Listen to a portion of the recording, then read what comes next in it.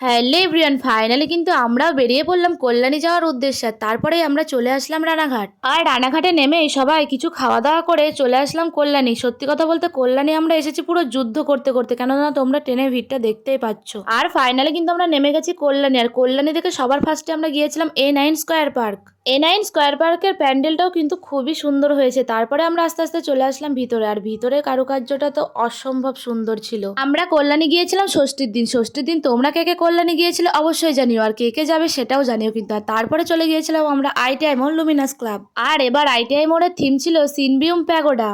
আমরা গিয়েছিলাম দিনের বেলায়, খুব একটা ভিড় ছিল না, কিন্তু বাইরে প্রচন্ড ভিড় ছিল। আর ভিতরে এই দেখো কারুকার্যটা কতই না সুন্দর লাগছে। আর মা দুর্গাকে দেখো পুরো একদম সোনার সাজে সজ্জিত, যা দেখলে মনটা ভরে যায়। তারপরে আমরা বাইরে বেরিয়ে নিয়ে নিয়েছিলাম একটি কানে। তো ভিডিওটি নেক্সট পার্টটি দেখার জন্য অবশ্যই চ্যানেলটি সাবস্ক্রাইব করো, কেননা রথতলার প্যান্ডেলটা এখনো কিন্তু বাকি আছে, যেটা এই ভিডিওতে দেওয়া সম্ভব হয়নি। দেখা হচ্ছে ভিডিওর নেক্সট পার্টে। আজকের মতো টাটা।